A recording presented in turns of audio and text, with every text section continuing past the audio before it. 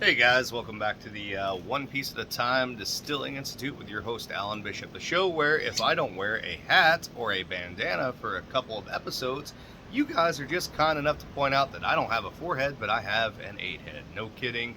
I know it and you know it. You could land a plane on this forehead and all this just keeps moving backwards. It's all good. I am aging gracefully, aging like milk, if you will. Now, that being said, if you guys have any questions about the art of distillation and I have the knowledge to answer those questions to the best of my ability, I will answer those questions if you reach out to me at bishopshomegrown@gmail.com or on social media or in the comments on YouTube. So today, before we get to our question, we are reading again from the Sacred Herbal Healing Beers book by, again, Stephen Herod Buhner. And we're going to read some Baudelaire right now. Probably didn't say that right because of my cornbread accent. I even tried to record this video once earlier, but my little pup dog, my little, 15, 16 week old, half German Shepherd, half Lab, just decided she wanted to chew the shit out of my hand. So the last video that I recorded to do for this video didn't work out that well. We're starting over. So we're going to start over with a little poetry and try to calm ourselves the hell down. So, I shall light up your aged wife's eyes, the old companion of your everyday cares and your oldest hopes. I shall soften her glance and drop into the pupil of her eye, the lightning flash of her youth. I shall sink into your bosom like a vegetable ambrosia. I shall be the seed that fertilizes the laboriously cut furrows. Our close reunion will create poetry. What a great summation of the power of distillation and the power of that changing of perception, that key to the gateway that opens the door to the world that's unseen and the thoughts that are unsaid.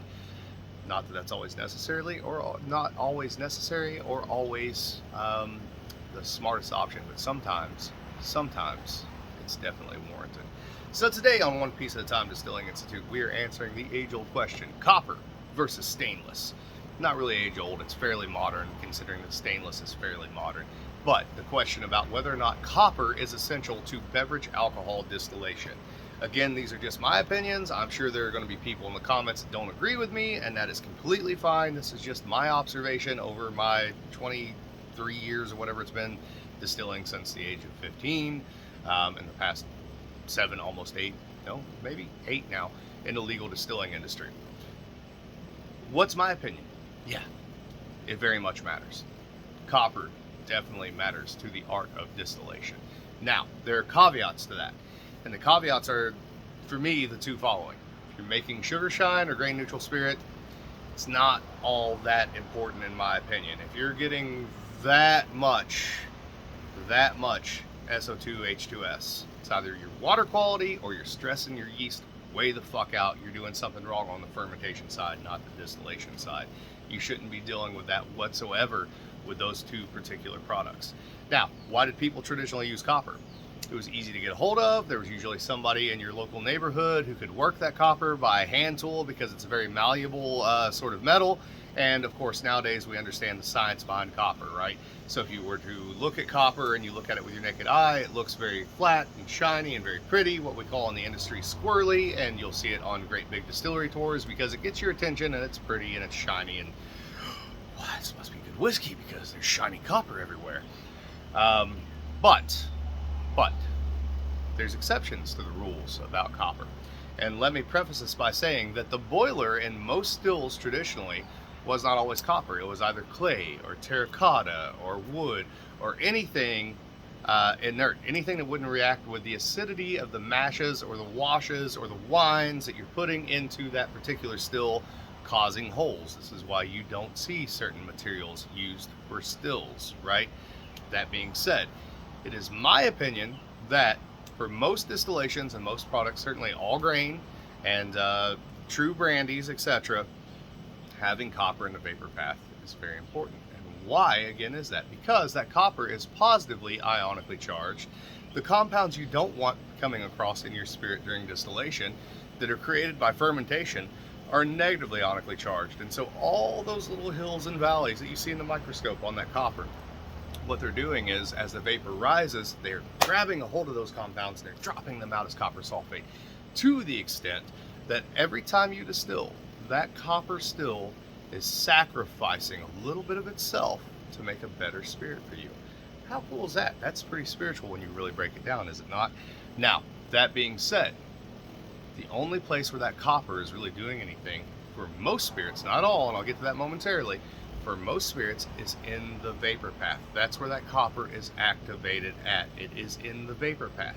You'll see this even at large commercial distilleries with low rectification Kentucky column stills. If you go to Heaven Hill, to the Bernheim plant, you're going to see a huge stainless steel low rec column still. But what you're also going to see from time to time is them putting copper pieces into that low rec column still so that it's in the vapor path of the upper portion of that column still to pull out those compounds that they don't want. Now, so that spirit, that vapor, anywhere that vapor touches, wherever possible, if you can make it copper, you're going to make a better spirit. You're going to be able to clean it up a little bit more, okay? That being said, the boiler itself, like I said earlier, traditionally has not always been made out of copper. To this day, it's still not always made out of copper. If you go look at mezcal production, a lot of times that's clay pot stills. There are still wooden pot stills in rum production. There are wooden column stills, wooden coffee stills. I believe there's one still in Ireland. I believe there's one still down in the Caribbean as well. And there's a reason for that, because it's cheaper. But the secondary reason, if you go to pot still distillation, has to do with why I think that my flavor profile at my distillery, not mine, but the one I work for, Spirits of French Lick, again drinking out of a Whiskey Witch Nation glass today. The reason my whiskey and my brandy has the profile it has a lot to do with the fact that we have a stainless steel bodied stripping still, pot still, 1200 gallon. So what you're really in the process of doing with double pot still distillation is retaining flavor. And the way that you retain flavor and aroma is by breaking down long chain fatty acids into esters and phenols, the finished flavors of the product that you are creating. You have three chances to do this. One is during fermentation using yeast, temperatures during fermentation and cooking, and the various grains that you're using, plus the terroir they're coming from, etc. Second, during distillation, which we'll come back to, and the third during maturation, where you actually go into the barrel and you get some micro-oxidization during the maturation process, which breaks down esters and phenols on top of temperature conversions, etc. There's a lot of very sciencey things going on there. Now, during the distillation process, especially with a mash or a wash, it's all about time spent under heat. The more time spent under heat, the more those long chain fatty acids you break down into those finished flavor profiles. And as long as you have a copper doubling still, or more than enough copper in the vapor path on the stripping still and the doubling still, you can make up for any lack that you have in the actual boiler itself, on top of the fact that a stainless steel boiler is going to take longer to heat up, and it's going to run for a lot longer than a copper boiler will. It's also going to get some hot spots in a way that a copper boiler may not. So you're going to get some Maillard reactions. You're going to get some caramelization and those sort of things playing into the product. I know this is not a popular opinion, but it is my opinion that having a stainless steel bodied stripping still and an all copper doubling still makes a better product most of the time. Now, there are exceptions to this rule. The exception that I know of is single malt whiskey. It is my opinion that any of those spirits that are very nitrogenous, particularly single malt whiskey, you definitely need a copper stripping still to help pull out some of those compounds that you don't want. Not necessarily. You can work around it, and you can do very specific things to work around it, including using copper scrubbers and things of that nature. But having two double copper pot stills certainly helps. This is viewed easily in Scotland or Ireland, a lot of times with even single pot still whiskey, where both stills are copper pot stills completely, and they help clean up those spirits tremendously. Again, just my opinion, just one distiller to another distiller. I hope you guys respect it. If you have any questions about it, or even if you want to have gentle, fun debate, not fundamentalist debate, because there is a difference, I'm more than happy to have those conversations, guys. All right, till next time, I'll catch y'all later. Love you. Have a great one.